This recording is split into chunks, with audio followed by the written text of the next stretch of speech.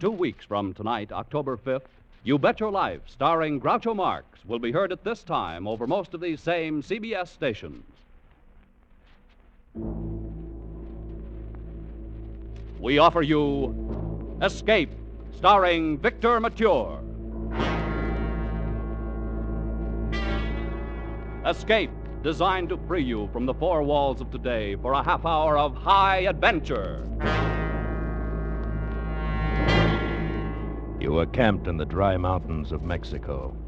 100 yards from a treasure in buried gold, a beautiful girl is sitting across the fire with a gun. And somewhere out in the night, a horseman waits, like the girl, for you to make just one mistake.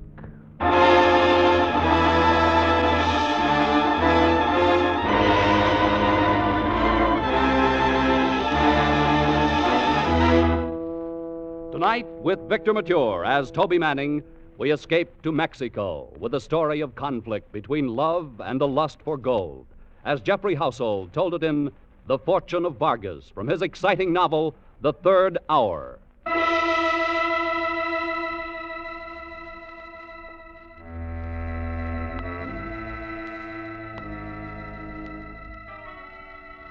It was dark and hot. The tropic night air was like warm steam. Night sounds drifted over from the docks, and from the native quarter of Panama City, I stood outside the hotel entrance and looked up at the lighted window on the third floor where Bately was waiting. After tonight, I hoped I'd never see his ugly face again. Somewhere, somehow, I had to make the break. Okay, you can have your 3 weeks off. But you'll never do it. You haven't got the guts to break away. Bately, it doesn't take guts to break away from a lousy job peddling mining machinery in Latin America. Now, look, Toby. You could be South American manager in 10 years if you'd settle down and work at it and stop beating your head against the wall. Yeah. Maybe in 25 years I could retire and drop dead. Look, all I need is one right break, and I'll take it from there. Any kind of a break. You need more than a break, Toby. If one fell right in your lap, you'd play it just so far, and then you'd start doubting yourself. Or somebody else. And that's what would beat you. Maybe so. But I've got the next 3 weeks. Now, look. Every time I come to Panama, you say you're going to quit. Every time you tell me a big chance for real money is just around the corner. Why don't you get wise to yourself? All right. Lay off of me, will you, Bately? Report to me in New York on the 29th. I'll lay out your new schedule for you. Don't count on it. You'll be there, all right. I'll give you odds on it. I'll bet you don't do a thing except sit in the sun for the next 3 weeks. Sit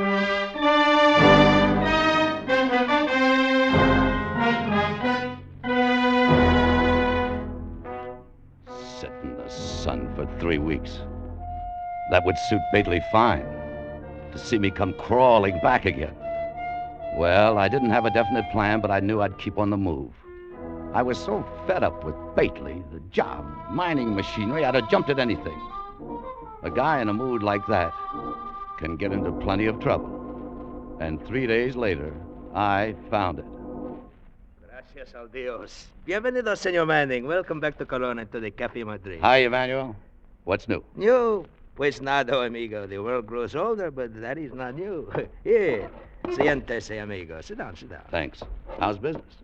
Say, your place is empty. Pues sí, sometimes good, sometimes bad, but never it is interesting, senor. In fact, I have said to myself, with a life of this kind, I am, how do you call it? Head up? Sí, senor. Yeah, so am I. Look, why don't we team up and start a revolution somewhere? Ay, caramba. I was in one once in Mexico. I was a capitan with General Lara. No, we were defeated. Lara was ambushed somewhere around Torreon, wasn't he? Sí, amigo. We were outnumbered and he was killed.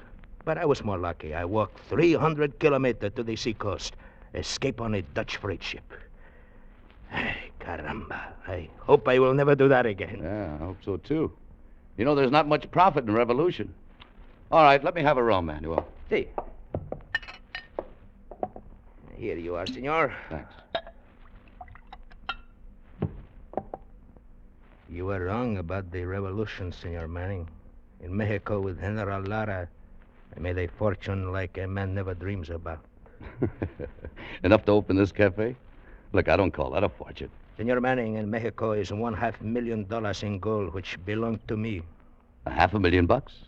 Yeah, sure. It is true, amigo. I swear it. You would take a little chance for that much, perhaps, huh? Perhaps. Bueno. Then we are going to have talk tonight. I have already decided that before you come here this time. I don't get it. What do you mean? Why you think I ask questions from you always when you come here, huh? You tell me. Because I wish to find out if you are right man for the plan I have. I have decided you are. Bueno. Well, then, let's talk. Tonight at my casa. Why not now? You think there is no danger for one who knows the secret to a fortune? One must be careful. A fortune? The big chance. Come on, Manuel. Let's get over to your casa and start dealing the cards.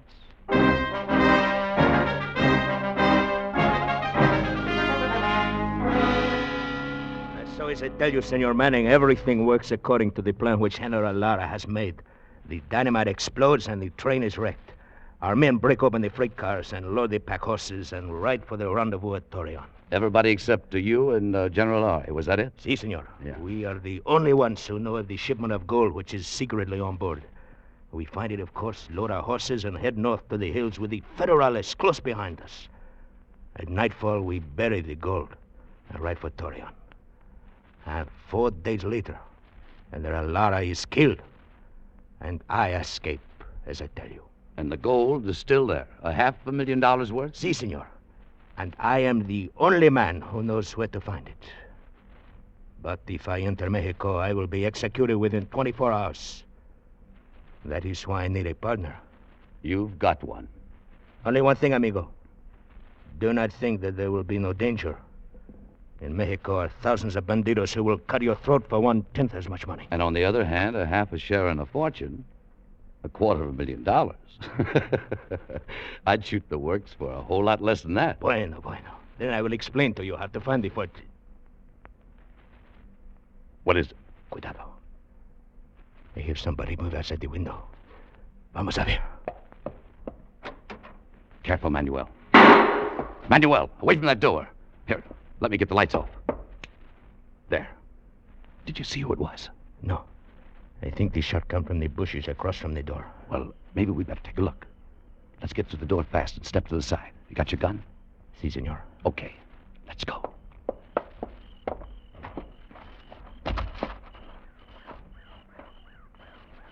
I do not hear anything, senor. No, and it's as black as a hat.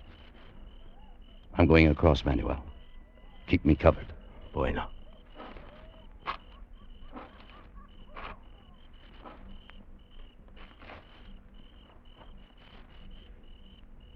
There is nobody there, amigo. No.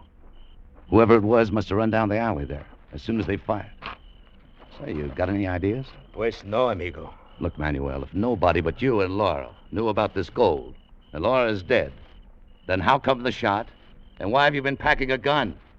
Senor Manning, when there is a treasure so big as this, it is possible that even the coyotes can smell it. You still wish to go on? Yeah, I still wish to go on.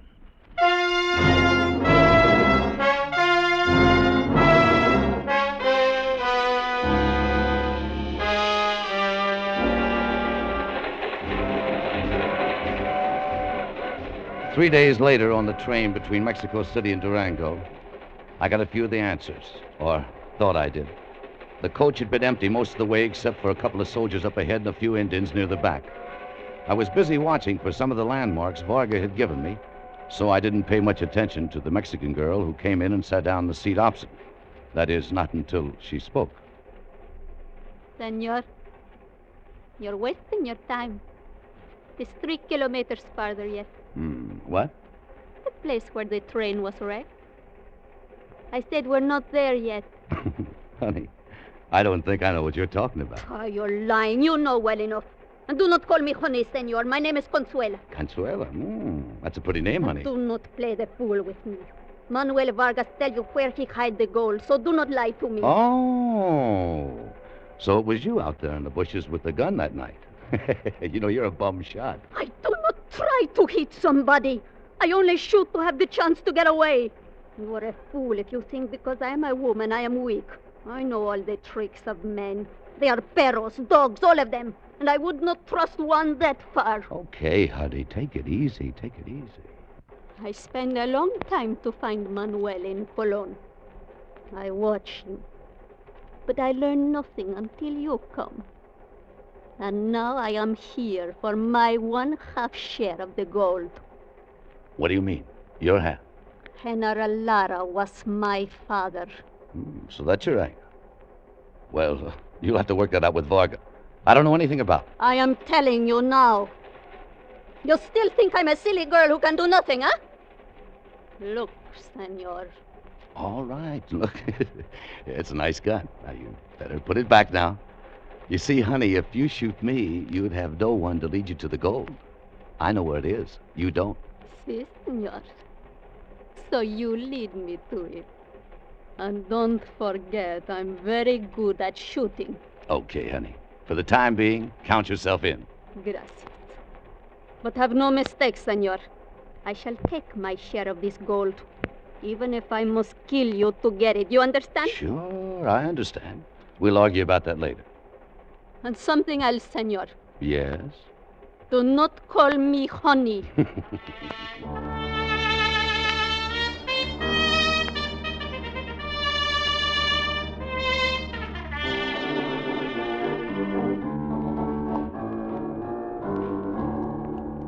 Bueno, señor.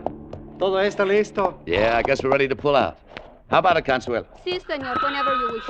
Well, thanks a lot for your trouble, Senor Pascuales. Say, you know, it looks like you've rented us 5 of the best horses in Durango. Es nada. It's very bad country where you are going, senor. Perhaps you would like to hire a guide. Huh? No, thanks. I know that country pretty well. But of course, seguro. And you are going to call at the mine, you and the senorita, and sell machinery, verdad? Yeah, that's right. I think you need a guide, senor. Some of the mines are very hard to find, especially the gold mines. Gold mines?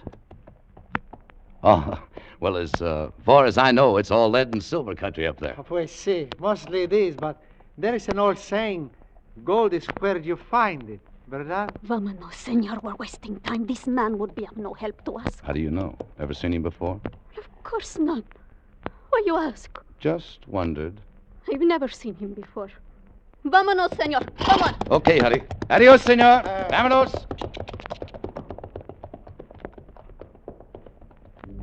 Goodbye, my children. Oveja Panchito, have my horse ready to leave at once. I'm going to take a little trip.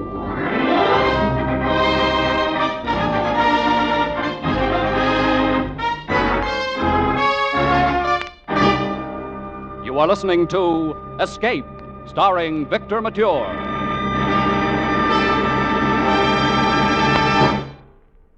Tonight's a big night on CBS, for the welcome mat is out for 2 of radio's greatest shows, The Bing Crosby Show and the return of Burns and Allen. In just a little while, over many of these same stations, Der Bingle will be on hand with his songs, his humor, and his guests, comedian Abe Burrows and Peggy Lee. Right after Bing's housewarming, George and Gracie will keep the celebration going with the first of their new series. So stay with us tonight for Bing Crosby and for Burns and Allen in their opening shows on CBS, where this fall you hear them all. Tune in this fall for the shows that you love best of all. Listen carefully, here's the address. It's CBS.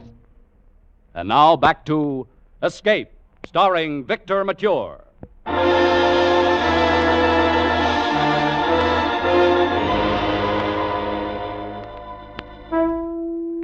We camped at dusk about a quarter of a mile from the spot where the train had been dynamited. Vargas had given me directions, starting from there. After we ate, I lit a cigarette and rolled up in my blanket and watched Consuelo across the fire. She was worth watching. I kept wondering about several things, but mostly who the horseman was who's been following us all day. I'd seen the dust cloud hanging back a mile or so behind us ever since we left Durango. I didn't say anything about it to Consuelo. I still hadn't decided what I was going to do about her.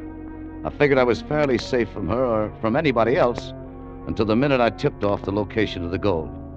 And right then's when the picture would change, and change plenty.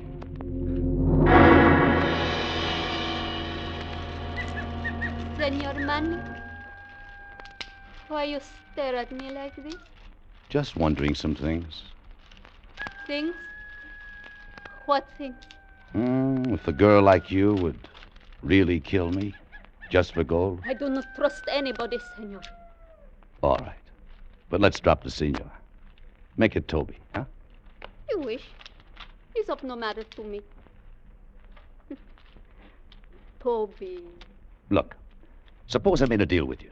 String along and don't start any trouble until I get the gold to New York. Then if you're really Laura's daughter, I'll try to get Vargas to agree on a 3-way split. 1/3 for each of us. What do you say? I think I do not like it. In New York, I will be in strange place. Here I'm at home. Here, too, I have gun. ¿Quién sabe? Well, think it over anyway. It's your best bet. I'm going to turn in now. We'll start early in the morning. Pues, see, I will think it over. But, senor, Toby, Yeah? I wish you to know that I do not trust you either. Okay, honey. I do not trust anybody. You understand that? Sure, I understand. Good night, Consuelo.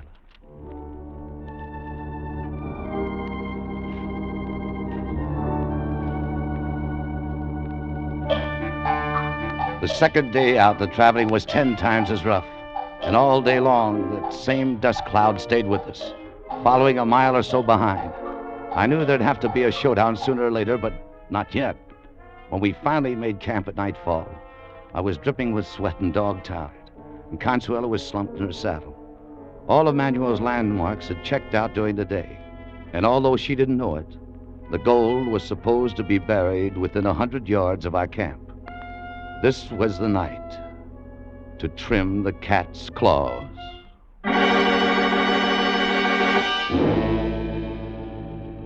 I was counting on one thing, that she couldn't stay awake 2 nights in succession. And I was right.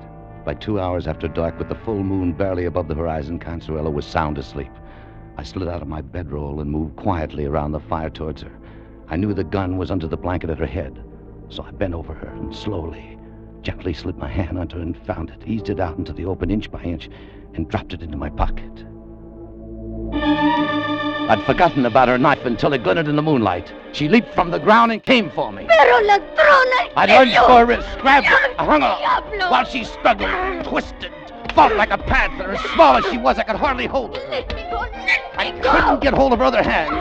And I wondered the knife might slip loose at any second. Back and forth we fought in the moonlight, stumbling and slipping, but staying on our feet. I could see only one thing to do. I pulled her towards me, bent her arm back, and twisted. Drop it, Consuelo. Drop that knife. No! Drop that knife! Sorry. You should have dropped it. You broke my arm. No, it's only sprained. Better than being cut to ribbons the way I'd have been. Why you waste time talking? You think I'm afraid to die? You're wrong. You have the gun, you have my knife. Go ahead, kill me. Why you wait? Wait a minute. Where do you get this idea I'm going to kill you? Seguro, why else you wait for me to sleep, then steal my gun? Oh, you silly little fool. Look, I was trying to make sure you wouldn't take a shot at me after we located the gold tomorrow.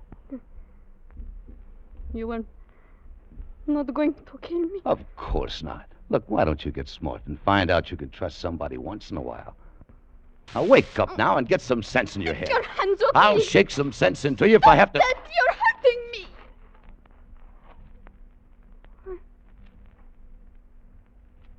Why you look like that? You little devil. No comprendo. Why are you going to... No! No!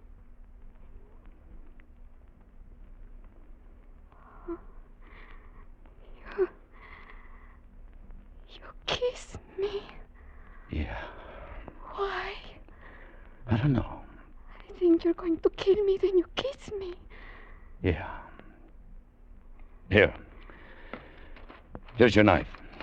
But just now you take it away from me. I know. But look, you better keep it for protection. I do not understand. Never mind. Just take it. Oh. Gracias, senor. Yeah. Well, I'm going to turn in now, and look, you'd better get some sleep, too. We got a tough day tomorrow. And, honey, if you decide to cut my throat during the night, make a clean job of it.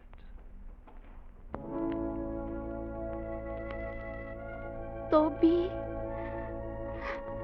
are you awake?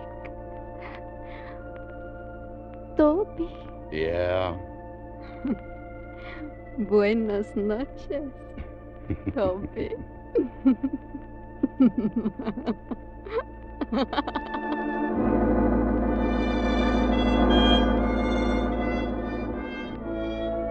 Maybe I was a fool to give her back the knife. Still, if she wanted to kill me, it wouldn't make any difference. She could knock my head in with a rock while I was asleep just as easy. I'd never known a woman like her.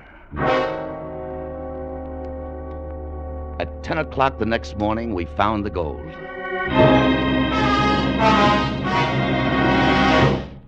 That is all, Toby. There's no more. No, it's all on the pack horses. Now look, starting right now, we're going to ride hard until we hit the Narcissus River. Somebody's been following us ever since we left Durango. What? How you know this? I don't know who it is or why. Maybe you do. How could I know? Toby, I swear I do not. Okay. Here. Now, look, you better take your gun back. You may need it in case we get separated. Separate? I'm going to stay with the gold. Sure you are, but you better take the gun anyway. Now, come on, let's go.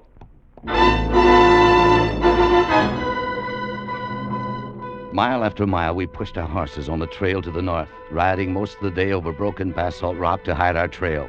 There was no dust cloud to show whether anyone followed, but I was sure somebody did. I was hoping to reach the Narcissus River before the showdown came. I knew there was only a rope bridge over the narrow gorge, and once across, I would cut the ropes and close off any further chance of being followed. So we pushed the horses and rode, hour after hour. By late afternoon, Consuelo complained more and more, being tired, wanted to stop and rest, and I couldn't be sure she wasn't trying to slow us down.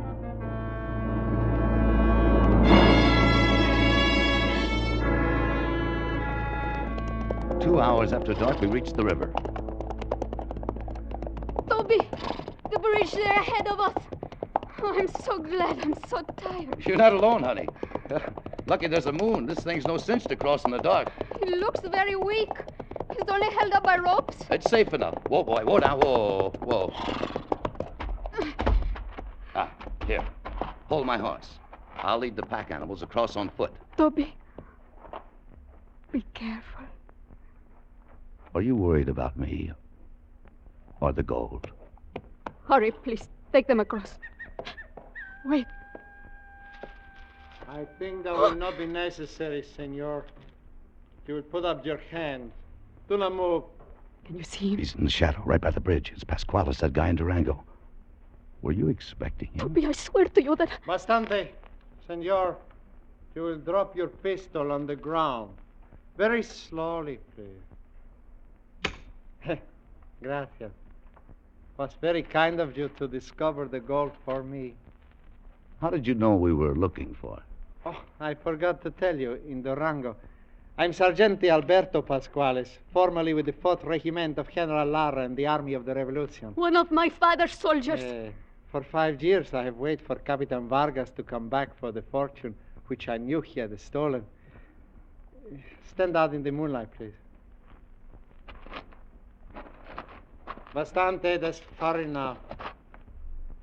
Now I lead the horses across the bridge, and then I cut the rope so that you cannot follow me. If you move, I will have to kill you. Toby. Quiet and don't move. He does not know I have a gun. No, Consuelo. No! No, don't! Don't! I had you move!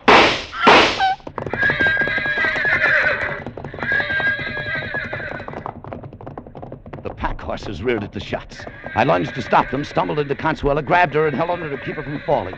The half-mad animals carried Pasquales out onto the bridge and drove him along in front of their pounding hooves. I heard the rope supports creak and groan, and then snap with a loud crack, and like slow motion, the whole end of the bridge gave way.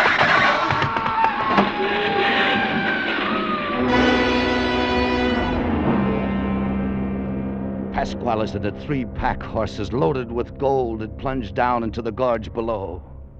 Toby, I'm hurt.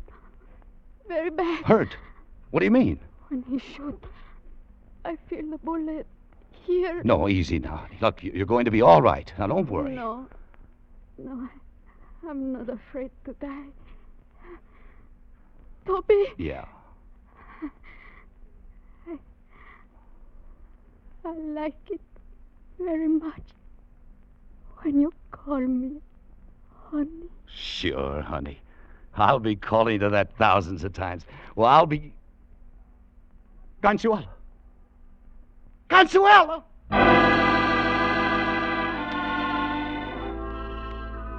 I knelt there in the moonlight, holding her in my arms, with the bare brown hills of Mexico around me, and cursed myself for a fool. The gold was gone, lost in the torrent at the bottom of the gorge. But it didn't seem to matter very much. I'd found a greater treasure. And because I had too little faith, that treasure lay dead in my arms. I lowered her gently and sat there for a long time. Then I picked up the gun she died trying to use. The empty gun I'd taken the cartridges out of because I didn't trust her, and threw it into the gorge. Then I dropped down on the ground and wept.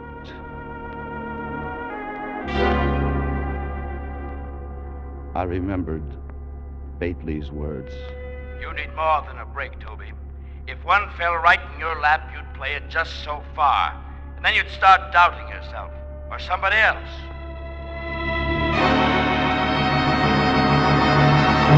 I told you you'd show up, Toby. You even got here a day early. Yeah, I know, Bately. Well, let's settle up my schedule. You must have had yourself quite a vacation. You didn't find the big chance, did you? No, I didn't find it. Well, what'd you do? Just sit around in the sun for 3 weeks? Come on, tell me about it. Didn't anything happen? That's right, Bately. You hit it square on the head. Nothing happened. Not a thing.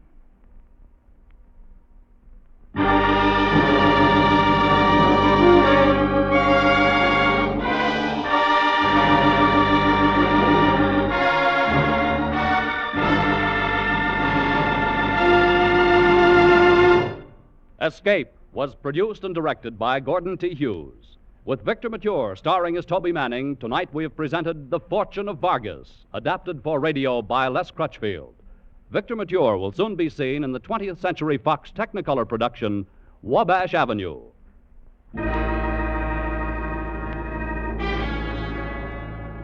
Next week, we escape with Van Heflin, starring in Joseph Hergesheimer's terrifying story, Wild Oranges. Good night, then, until this same time next week, when once again we offer you Escape, starring Van Heflin.